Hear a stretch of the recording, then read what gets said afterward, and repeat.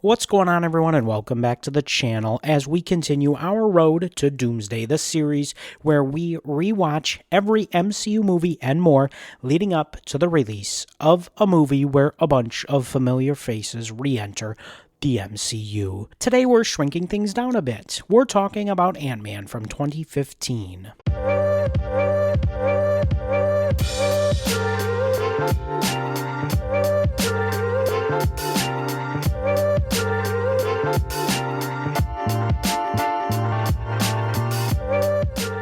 Now, I'll be honest, when the movie was first announced, I was actually pretty excited. At the time, it really felt like a breath of fresh air, a continual branch out of the normal MCU. Of course, with Guardians of the Galaxy, and now this. With that said, I really do like the movie, and not just in a okay for a smaller MCU movie sort of way. This is one of the most fun entries in the entire MCU, and I will stand by it. Let's start with our lead, Scott Lang, played by Paul Rudd, who, of course, might be the most naturally likable human on the planet, other than maybe Pedro Pascal, of course. Look, Scott Lang, he's not a genius billionaire. He's not a god.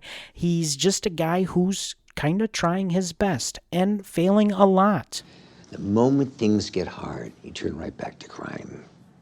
That right there sets the tone. This movie knows exactly what it is. It's smaller stakes, more humor, and a lot more heart than you expect. What really makes Ant-Man stand out is that it's basically a heist movie. Not save the world from aliens, more like let's break into a building and steal a suit. Yeah, and this dude sounds like a badass, man.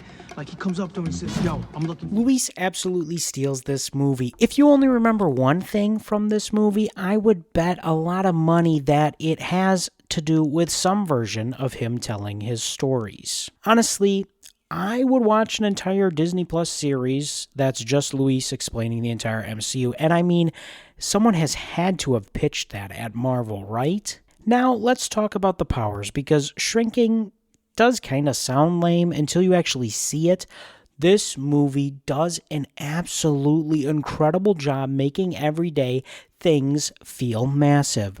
A bathtub becomes an ocean. Thomas and the gang turns into a full-blown train action set piece. That scene right there, it's a perfect example of the movie's humor and the creativity working together. And I truly think the CGI is very good in this movie, and it really does feel believable.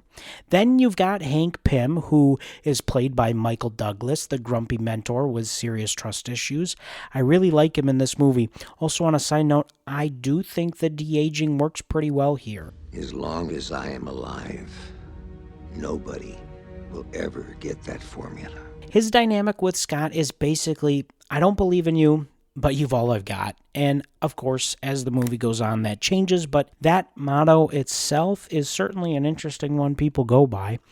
Now, the villain, Darren Cross as Yellowjacket, he's fine. He's not terrible, but also he's not someone that you're going to put on the best Marvel villains list, although that is pretty crowded. He mostly exists to punch things, to be an evil version of Ant-Man, which, to be fair, Marvel does quite a bit. But the final battle, that's where the movie really shines. It somehow makes a fight on a child's bedroom floor feel intense and hilarious at the same time. I mean, come on. That's just fun. That's a messed up looking dog. Under all the jokes and the shrinking chaos, though, there's actually some pretty strong emotional core here. Scott just wants to be a good dad. It's not about saving our world. It's about saving theirs. And that's what gives this movie weight. It's not about saving the world, it's about proving you can be better. And yes, it's a Marvel movie, so we do get connections to the bigger universe. It's really important to me that Cap never finds out about this. Marvel is obviously laying the groundwork here for a smooth transition into the next very massive MCU project that's coming up.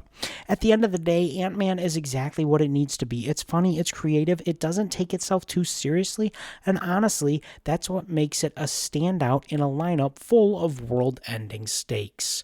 So on the road to Doomsday, Ant-Man is a refreshing detour before things start getting a lot more intense. Next up, we're building that chaos and that big event that we talked about as we tackle a civil War. Make sure you like and subscribe and let me know, where does Ant-Man rank for you in the Marvel Cinematic Universe? Do you love this movie? Do you hate it? Of course, I will be ranking the MCU, the other Marvel movies, and probably it all combined before the release of Avengers Doomsday. We also are trying to hit our goal of 1,000 subscribers before then. We've stalled out a little bit, so if you'd like to help out the channel, just give us a free subscription. We would appreciate it.